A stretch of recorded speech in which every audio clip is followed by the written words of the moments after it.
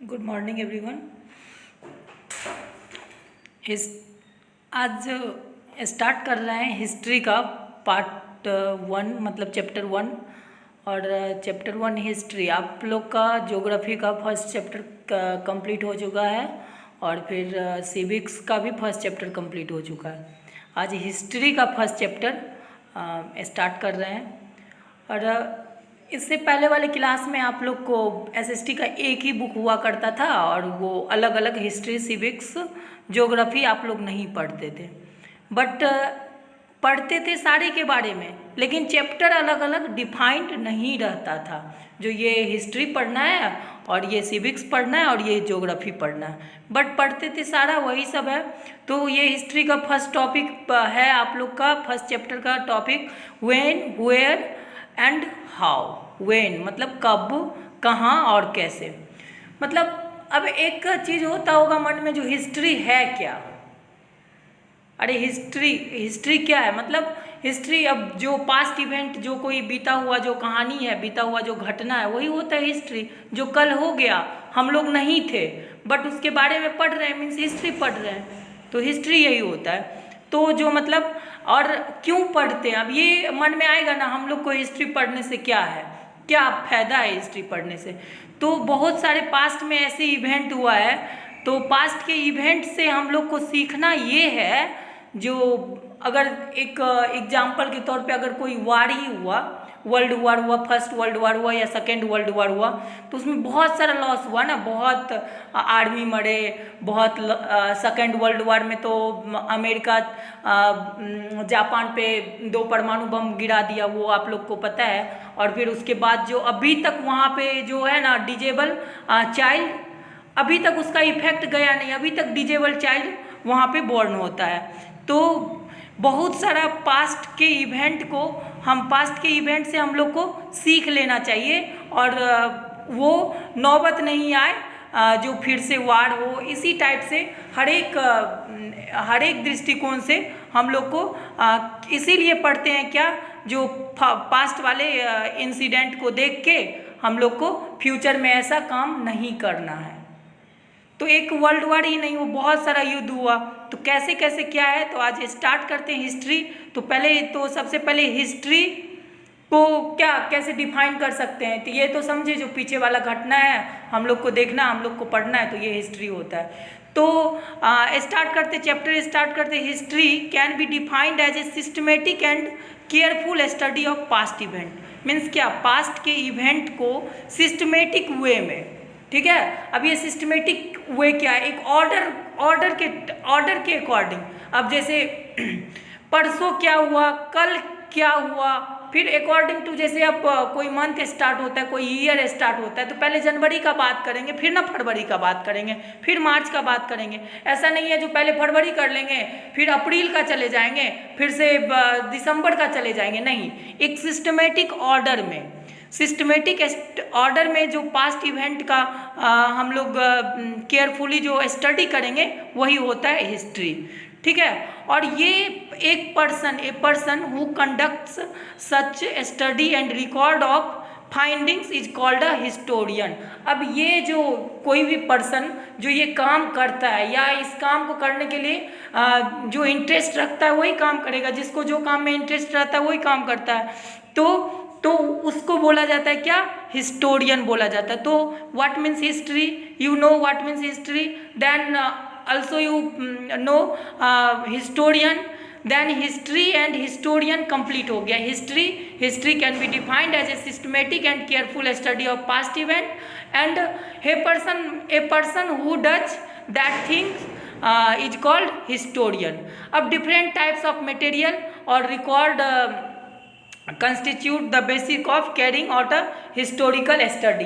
अब जो भी ये हिस्ट्री के बारे में स्टडी करता है, वो डिफरेंट टाइप्स ऑफ मटेरियल, मतलब बहुत सारा जो मटेरियल है पास्ट का, उसके बारे में, और फिर उसके बाद बेसिक ऑफ इवेंट, ये सब पे वो अपना स्टडी करता है। अब देखिए हिस्ट्री को ना 3 पार्ट में डिवाइड किया गया है। हिस्ट्री, फिर pre history and proto history. तो हिस्ट्री को 3 पार्ट में डिवाइड किया गया, pre history, history, proto history. अब सबके बारे में अलग अलग डिटेल में पढ़ेंगे। अब सबसे पहले history. History essentially signifies the period of time for which written records are available. अब देखिए बहुत सारा, बहुत पुराना बात तो सारा तो लिखा हुआ अवेलेबल नहीं होगा, बट जब से रिकॉर्ड अवेलेबल है, कोई सुनते होंगे जो ताम्रपत्र पे लिखा होगा, ताम्रपत्र पे लिखा है, या जो भी रिकॉर्ड अवेलेबल है उसके बारे में जो स्टडी हुआ, तो ये सब स्टडी हुआ। We can know the price dates of event that took place million ago, मतलब बहुत सारे वर्ष पहले हुआ ये सब। तो these documents are important sources of history from which we can get information regarding our past।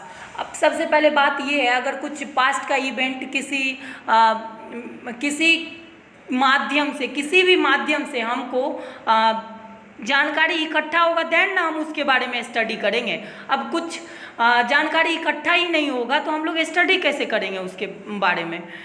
तो उस टाइम में कैसा पेपर होता था, तो which we get information regarding our past, इससे हमारे पास्ट का जानकारी मिलता है। Prior to the invention of paper, कैसे पेपर का इन्वेंशन हुआ, फिर पेपर के बदले जैसे अभी हम लोग पेपर यूज करते हैं ना राइट कॉपी में लिखने के लिए, बट उस टाइम में पाम लीव्स इस सब पे लिखा जाता था। फिर रॉक्स क्या था उस टाइम में, पिलर्स क्या था, क्ले टैबलेट्स क्या था, कॉपर प्लेट्स होता था, bark of the birch tree were use for writing. अभी देखिए, अभी आप लोग कॉपी पे लिखते हैं ना, उस टाइम राइटिंग करने के लिए, एक छोटा सा एग्जांपल लीजिए, राइटिंग करने के लिए क्या क्या यूज किया जाता था। पेपर के इन्वेंशन से पहले पाम लीव्स जानते होंगे, रॉक्स जानते हैं, पिलर्स जानते हैं, क्ले जानते हैं, टैबलेट्स जानते हैं, कॉपर प्लेट्स। अरे कॉपर प्लेट ये हुआ ना, तांबा का प्लेट होता था, ताम्रपत्र, तांबा का बर्तन आप लोग के घर में होगा, ठीक है। तो ऐसे भी केमिस्ट्री में पढ़े होंगे, कॉपर एलिमेंट में आता है कॉपर प्लेट्स, उस पर लिखा जाए bark of the birch tree. अब ये बार्क मतलब क्या होता है, पेड़ का खाल, मतलब वो जो स्किन जैसे अपने लोग का होता है ना, उसी तरह ट्री का स्किन है, उस ट्री के स्किन पे पहले ज़माने में लिखा जाता था। फिर उससे पहले इन्वेंशन ऑफ द कार्ट, कैसे इन्वेंशन हुआ कार्ट का, व्हील का, पहले वाले क्लास में आप पढ़े होंगे, व्हील जैसे व्हील का हुआ। फिर उसके बाद डिस्कवरी ऑफ फायर हुआ, ETC are the some of most important event of our past. ये तो थोड़ा अच्छा लगेगा ना जानने में, जो कैसे हुआ फायर का यूज। पहले वो फायर का जब तक डिस्कवरी नहीं हुआ था, तो उससे पहले लोग कच्चा रॉ मीट खाता था, कच्चा मांस खाता था। तो फिर जैसे ही पका के खाया, फायर का इन्वेंशन हुआ, पका के खाया तो आदमी को ज़्यादा टेस्टी लगा। समझ सकते हैं कच्चा कैसा लगेगा और पका हुआ कैसे लगेगा, तो ज़्यादा टेस्टी लगा। तो फिर उस लोग के अंदर में खुशी तो होगा ना। तो यही सब कैसे कैसे हुआ, तो उसी के बारे में हम लोग को जानना है, कब हुआ, कहाँ हुआ, यही सब तो पढ़ते हैं हिस्ट्री में। Some of the most important events of our past, however we do not know exactly when and where these events took place. मतलब ये एग्जैक्टली तो नॉन नहीं है, बट जो रिकॉर्ड अवेलेबल है, उस रिकॉर्ड के अवेलेबल के अकॉर्डिंग जो कुछ हिस्टोरियन के द्वारा रिटेन किया गया है, हम लोग उसी से स्टडी करेंगे। तो long before the practice of documenting history through writing began the entire period। अब ये entire period से जो पहले recorded history से पहले का जो बात है, जब ये रिकॉर्ड नहीं किया गया था ताम्रपत्र पे या पेड़ के छाल पे, तो उससे पहले का जो बात है ना, उसको प्री हिस्ट्री बोला जाता है। क्या बोला जाता है? प्री हिस्ट्री, ठीक है। अब ये देख, क्या प्री हिस्ट्री के बारे में जान गए। फिर उसके बाद 10 pre history encompasses the entire period from the time when human life begins appeared till the time when the practice of recording past events began। अब जैसे ये स्टार्ट किया लिखना, उससे पहले का जो भी स्टडी है वो प्री हिस्ट्री में आता है। We depend on the materials remain of the past such as bones, tools, weapons, pots, coins, jewellery, cave painting etc। तो उस टाइम में क्या, उस टाइम का जो मटेरियल था स्टडी का वो क्या था, बोन्स। बोन्स मतलब जानते हैं आप लोग क्या होता है, बोन मतलब हड्डी होता है। तो उस टाइम का बोन्स से रिलेटेड टूल हुआ करता था ना, टूल मतलब क्या बोल सकते हैं, औजार, कोई चीज़, औजार कोई काम करने के लिए जो यूज करते हैं वो होता है टूल्स। विपन्स जानते हैं, उस टाइम में जानवर को किल करने के लिए भी विपन्स का यूज करता था। वो स्टोन का बना रहता था, ऐसे फेंक के मारता था तो वो मर जाता था जानवर, फिर उसका शिकार करके खाता था सब। और फिर उसके बाद विपन्स, और फिर किसी से युद्ध तो उस टाइम में, प्री हिस्ट्री टाइम में तो नहीं होता था कोई किसी को, सब एक साथ रहता था उस टाइम में। बहुत ये युद्ध वो वाला विपन्स मत समझ जाइएगा क्या, जो एक दूसरे के युद्ध में जो काम आता वो वाला विपन्स नहीं है यहाँ पे। बस प्री हिस्ट्री में ना जानवर को मारने के लिए जो यूज किया जाता था वो विपन्स है। फिर पॉट्स अभी जो पॉट्स खाना खाने के लिए जो हम लोग पॉट्स यूज करते हैं, तो उस टाइम का पॉट्स कैसा था, क्वाइन कैसा था, ज्वेलरी कैसा था। तो ये देखिए आप लोग को दिखाया गया है यहाँ पे पिक्चर। ये पिक्चर देखिए किस टाइप का बर्तन हुआ करता था उस टाइम में, किस टाइप का क्वाइंस हुआ करता था। तो वो आप देखिए ये दिया हुआ है कुछ केव पेंटिंग। अभी देखिए फिगर 1.2 में केव पेंटिंग, स्टेटल्स, यूटेंसिल्स, ज्वेल्स। ये देखिए ज्वेल मतलब ज्वेलरी हो गया, यूटेंसिल्स मतलब बर्तन होता है, और ये पेंटिंग है कुछ किस टाइप का होता था। Major artifacts that offer a range of information about the material cultures of the past. इससे हमको मटेरियल उस टाइम में क्या एलिमेंट था, कौन कौन से मटेरियल का यूज होता था। जैसे अभी अपने लोग का क्वाइन क्या होता है, क्वाइन किसका, आयरन का बना है, लोहा का बना है ना coin.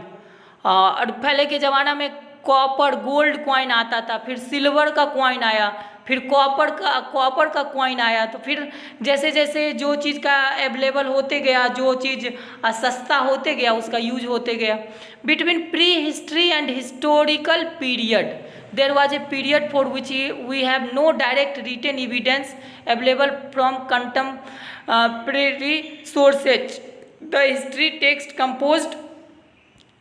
composed later suggests their existence and even record with a certain degree of precision some of the major events of that period. Such period is called proto history. अब प्रोटो हिस्ट्री के बारे में जानिए, proto history. अब ये देखिए between pre history and historical period, pre history और historical period के मिडिल वाले टाइम को ना प्रोटो हिस्ट्री बोलते हैं, जिसमें ये रिकॉर्ड का एविडेंस का जो भी अवेलेबिलिटी था ये प्रोटो। अब importance of the studying the past event, और हम लोग ये जो पास्ट इवेंट का क्या इम्पोर्टेंस है, स्टडी करने से क्या महत्व क्या है इसका, हम लोग क्यों करते हैं स्टडी, ठीक है। तो ये स्टडी करने का जो इम्पोर्टेंस है उसके बारे में जानेंगे। History is regarded as the systematic record of past events in the order which they happened. मतलब उस टाइम में क्या हुआ उसी से रिलेटेड कोई भी कहानी पढ़ते हैं तो उसके बारे में जानते हैं, तो वहाँ से हम लोग क्या होते हैं, मोटिवेटेड होते हैं ना कोई चीज़ अब जानने के लिए, जो वो राजा कैसे लड़ा किसी से और वो उसके साथ क्या सब हुआ। तो the motivation for studying history comes from the curiosity to know how our predecessor lived in the past. कैसे कोई हम लोग के जो पूर्वज हैं वो कैसे रहते थे, तो ये सब के बारे में जानकारी लेने के लिए हिस्ट्री पढ़ने में थोड़ा इंटरेस्ट भी जगता है। कैसे हुआ डिस्कवरी ऑफ फायर, कैसे हुआ डिस्कवरी ऑफ व्हील, कैसे हुआ। तो जैसे जैसे आदमी का ज़रूरत बढ़ते गया वैसे वैसे कोई भी चीज़ का इन्वेंशन होते गया। तो यही सब के बारे में हम लोग को जानना है, हिस्ट्री में यही सब जानते हैं। तब क्या इम्पोर्टेंस है, उसको स्टडी करने से हम लोग को क्या फ़ायदा है, तो वही फायदे के बारे में जानते हैं। It is an fact about a past that has an extremely significant part to play in shaping our present. तो पास्ट का जो कोई भी इंफॉर्मेशन है उससे क्या करते हैं, तो पास्ट के इंफॉर्मेशन से मोटिवेटेड होके प्रेजेंट का जो भी हम लोग करेंगे, अब कोई भी इवेंट हम लोग जो करेंगे तो मतलब पहले जो गलती हुआ है वो गलती दोबारा नहीं करेंगे, क्योंकि गलती करने का जो इफेक्ट हुआ है किसी न किसी के गलती के कारण ही वर्ल्ड वॉर हुआ होगा, वो तो आप लोग समझते हैं। तो वो वर्ल्ड वॉर में इतना ज़्यादा प्रॉब्लम हुआ, अभी देख रहे हैं एक कोरोना वायरस को लेके कितना प्रॉब्लम हो रहा है सबको। जो भी ये चाइना के वुहान लैब से आया है, तो कहीं ना कहीं किसी से प्रॉब्लम हुआ, वहाँ से लैब से लीक हो गया या जो भी हुआ, लेकिन भुगतना तो सबको पड़ रहा है ना।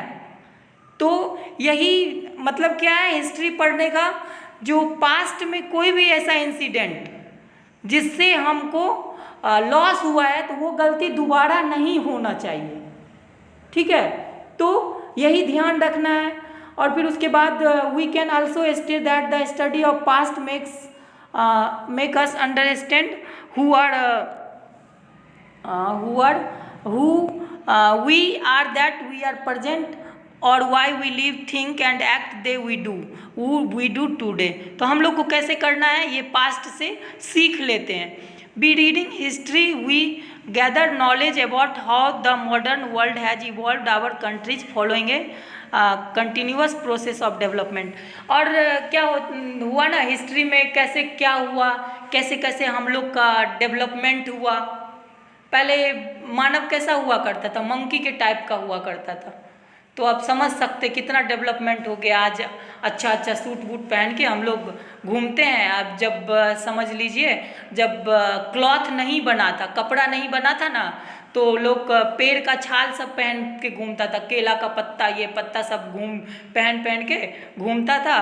तो समझ सकते हैं जो उस टाइम का क्या हम लोग का रहने का कल्चर होगा और आज का क्या कल्चर है, ठीक है। तो ये कैसे डेवलपमेंट हुआ, यही सब के बारे में, ये कंटिन्यूअस प्रोसेस जो डेवलपमेंट का, यही सब के बारे में हिस्ट्री में पढ़ते हैं।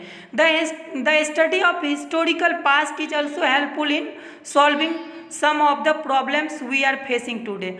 हम लोग जो आज कोई फेस कर रहे हैं प्रॉब्लम, तो पास्ट के इंसिडेंट को देखते हुए वो टुडे का जो भी प्रॉब्लम है उससे हम लोग उस प्रॉब्लम को सॉल्व करते हैं। तो अभी फिर उसके बाद है study of popular practice idea tradition और institutions help to understand the link between past and present. ये जो स्टडी है हम लोग के पास जो इंफॉर्मेशन अवेलेबल है, तो ये प्रेजेंट का और पास्ट के दोनों के बीच में जो लिंक है, ऐसे करेंगे तो ये इसका आएगा।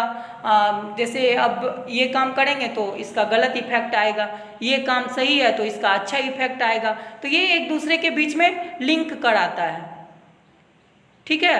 अब इसके बाद क्रोनोलॉजी ऑफ इवेंट्स। अब ये इवेंट का क्रोनोलॉजी क्या है, कोई भी घटना का क्रोनोलॉजी क्या है, ये जानते। It is not possible to understand history unless the event of the past are in a chronological order. अब देखिए ये एक क्रोनोलॉजिकल ऑर्डर में नहीं पढ़ेंगे, एक ऑर्डर में नहीं पढ़ेंगे, जो इसमें ये हुआ, इसका ये इफेक्ट हुआ, तो फिर कोई हिस्ट्री का जो भी अंडरस्टैंडिंग है वो हम लोग का बेहतर नहीं हो सकता है। The past event are arrange in the order of time. कोई भी पास्ट इवेंट को ऑर्डर ऑफ टाइम, जैसे अब 2000 ईयर में क्या हुआ, अब जैसे 2000 ईयर में हुआ, फिर 2001 में हुआ, 2002 में हुआ, ये नहीं 2000 का पढ़ लिया और उसके बाद 2007 का पढ़े। ऐसे आप लोग करते हैं जो 1 क्लास पढ़े या डायरेक्ट आके 7 में पढ़ने लगे या 6 में आ गए, उसके बीच का नहीं पढ़ेंगे तो बताइए आप लोग कुछ सीख पाएंगे।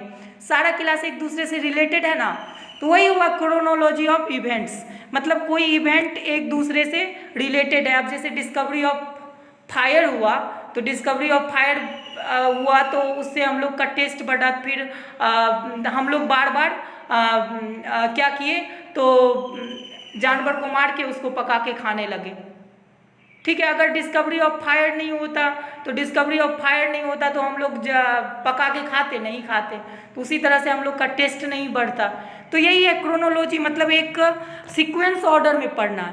This order is known as chronology. मतलब क्या हुआ, events that happened first are followed by events that happened. मतलब एक इवेंट जो हो गया उसके बाद वाला जो इवेंट हुआ, तो यही होता है, यही ऑर्डर को हम लोग क्रोनोलॉजी बोलते हैं। In fact the practice of recording historical events in a particular sequence give us an idea as to how humans being progress from the earliest to the latest stages of civilisation.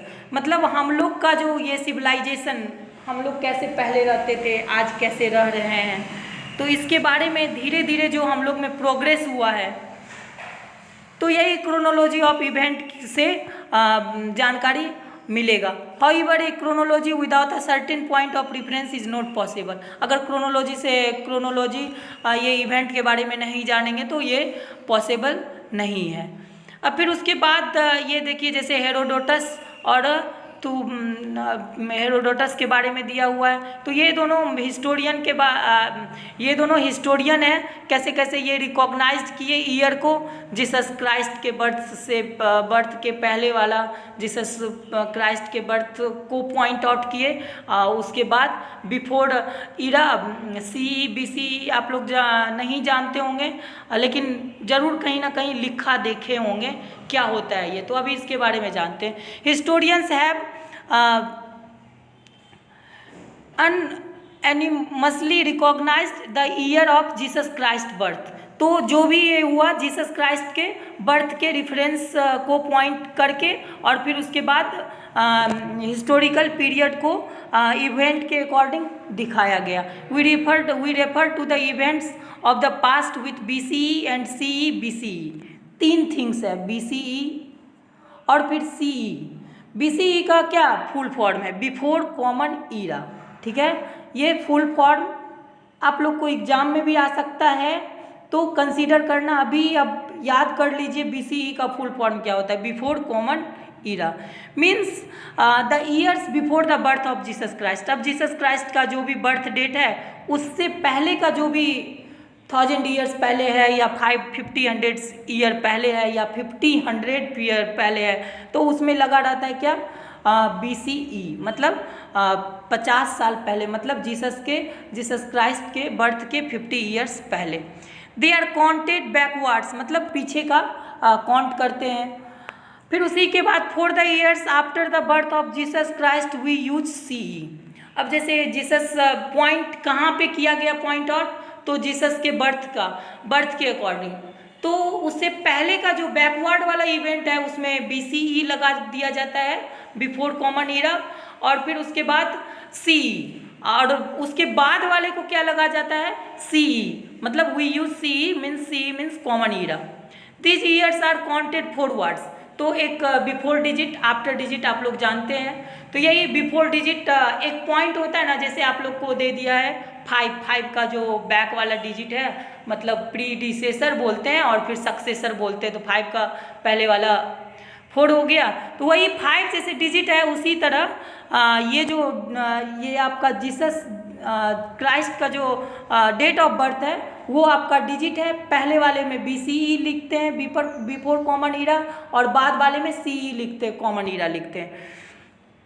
अब देखिए CE is also sometimes use for indicating the dates of those historical events that took place after the birth of Jesus Christ. तो Jesus Christ के birth के बाद जो हुआ वो हुआ। CE stands for anno domini meaning in the year of the lord.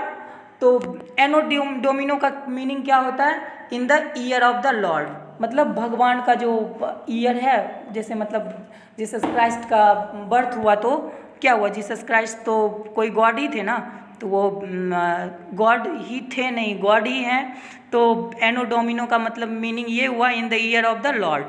So 2010 can be written both as CE 2013 और AD 2013। अभी देखिए CE भी कहीं कहीं आप लोग को लिखा हुआ मिलेगा और AD भी मिलेगा, तो AD और CE दोनों एक ही होता है।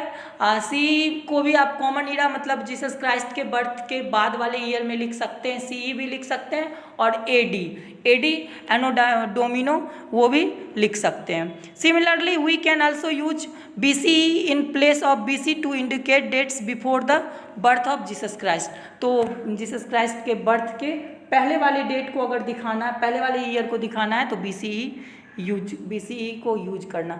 अब आता है टॉपिक आपका नेक्स्ट टॉपिक टाइमलाइंस। टाइमलाइंस क्या होता है? अभी देखिए टाइमलाइंस अभी आपको पहले थोड़ी देर पहले बता रहे थे, जैसे 2000 में हुआ, फिर 2001 में हुआ, 2002 में हुआ, 2003 में हुआ।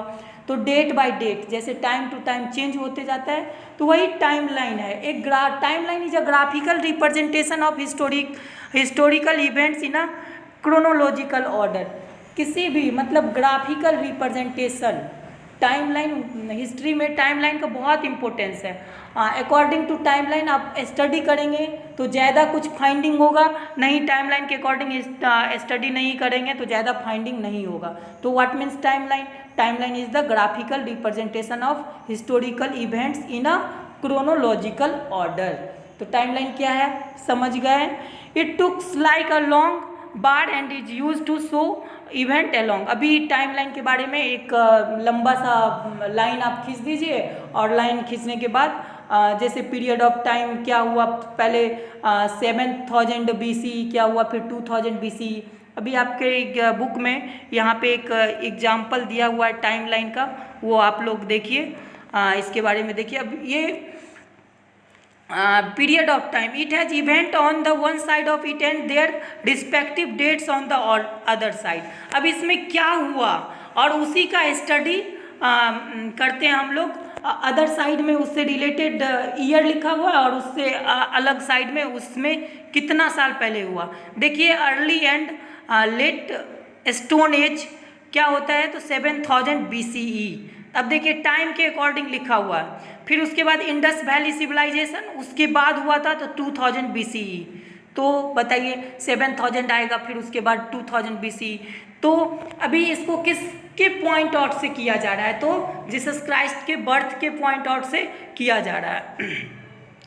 फिर Vedic period 1000 BCE, age of the Mahajanapada, rise of Jainism and Buddhism 600 BCE। फिर उसके बाद ये देखिए कमते जा रहा है, तो एक ऑर्डर में बना हुआ है ना, डिसेंडिंग ऑर्डर में, तो वही है first Indian empire under the Maurya. कितना है 322 BCE। Ashoka's reign, Ashoka empire, Ashoka जो था उसका रीजन था तो 272 BCE। फिर rise of the Sungas Sangam age in South India, अभी साउथ इंडिया के बारे में है दिया हुआ, तो 180 BCE दिया हुआ है। राइज ऑफ द उसके बाद क्या है दिए हुए स्तब्धना डेंसिटी। डेंसिटी मतलब क्या होता है? डेंसिटी का मतलब वो राजा का जो वंश चलता है ना, राजा का युग कौन काल से कौन काल रहता है, इस ईस्वी से लेके इस ईस्वी तक, उसको बोला जाता है डेंसिटी। 30 BCE के बारे में दिया हुआ।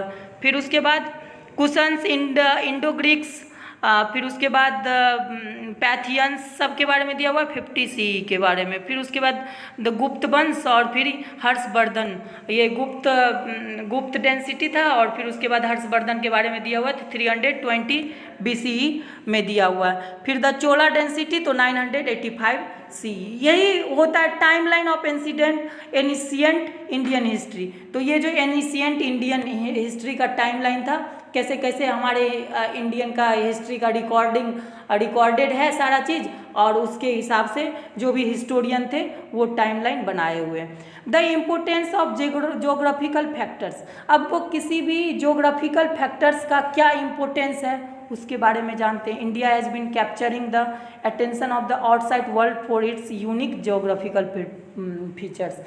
इंडिया पे पूरे वर्ल्ड का ध्यान लगा हुआ है, क्योंकि हम लोग का जो जोग्राफिकल फीचर्स है पूरे दुनिया में ऐसा कोई नहीं है, हम लोग का यूनिक जोग्राफिकल फीचर्स है। हमारे कंट्री का जोग्राफिकल फीचर्स जो है वो बहुत यूनिक है, तो सारे दुनिया का ध्यान लगा हुआ है। इसीलिए पहले डच फ्रेंच सारा हम लोग पे आता था, आक्रमण करके हरा के कुछ से कुछ लूट के ले जाता था। तो फिर अंग्रेज आया, इतना साल तक हुकूमत किया, फिर 1947 में जाके फ्री हुए हम लोग। तो समझ सकते हैं हम लोग का इतना जोग्राफिकली फीचर्स इतना अच्छा है जो पूरा दुनिया का ध्यान हम लोग पे लगा हुआ है। ठीक है। फिर उसके बाद the northern part of the subcontinent is occupied by the Himalayan mountains. ये नॉर्दर्न में हिमालयन माउंटेन्स है range which has acted as a natural barrier separating India from the central Asian countries. ये देखिए हम लोग के जो northern side में है हिमालय रीजन्स, तो उसका माउंटेन हम लोग को सेपरेट करता है सेंट्रल एशियन कंट्रीज से। At the same time however the passes of the mountains have served as natural gateway for the arrival of people from outside. तो ये नेचुरल भगवान के द्वारा ही बनाया गया, कोई हम लोग नहीं बना के रखे माउंटेन, हिमालय माउंटेन रेंज को वहाँ पे जाके एस्टेब्लिश कर दिया, ऐसा कुछ नहीं है, भगवान के द्वारा ही बनाया हुआ। और हम लोग का ट्रेडिशन और कल्चर तो सबसे अलग है ही। Another silent feature of the Indian subcontinent is the vast, बहुत सारा fertile stretch of the Indo Gangetic. और ये इंडो गैंगेटिक का जो लैंड है बहुत ज़्यादा फर्टाइल है, ये भी आप लोग को पता ही होगा।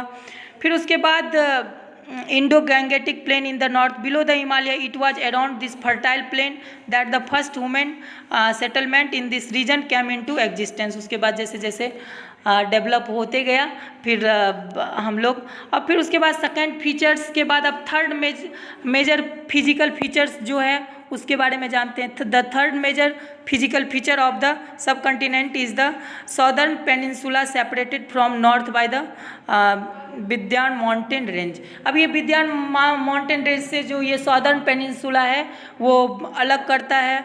फिर उसके बाद this region is full of mountains, ये रीजन जो है फुल ऑफ माउंटेन्स, पूरा माउंटेन से फुल है। River valley and plateau, river valley भी है, प्लेट्यू भी है। फिर in ancient time people used to trade routes, दो ट्रेड रूट का यूज करता था हमारे कंट्री में आने। One of this is link to the Hindu Kush mountain, एक हिंदकुश माउंटेन से माउंटेन रेंज से रिलेटेड था। The mouth of river Ganga was called the Uttarapatha. ये देखिए mount of the river Ganga को क्या बोला जाता था? उत्तरापाथा। तो अब क्वेश्चन आ जाता है उत्तरापाथा किसको बोला जाता था? तो the mouth of the river Ganga, तो माउथ ऑफ रिवर गंगा को क्या बोला जाता था? उत्तरापाथ। फिर उसके बाद उत्तर पथ, ऐसे उत्तर पथ भी पढ़ सकते हैं उसको, फिर दक्षिण पथ भी पढ़ सकते हैं। और फिर उसके बाद द अदर रूट, एक रूट तो था ये उत्तर पथ जिसको माउथ ऑफ गंगा बोला जाता है, और एक दक्षिण पथ है। तो दक्षिण पथ क्या है? तो गुजरात वेस्ट में, the between the Gujarat in the west and Pataliputra in the east was called. और पाटलिपुत्र, ये पटना का पुराना नाम जो है वो पाटलिपुत्र था। तो ईस्ट में उसको दक्षिण पथ बोला जाता, दक्षिणा पथ।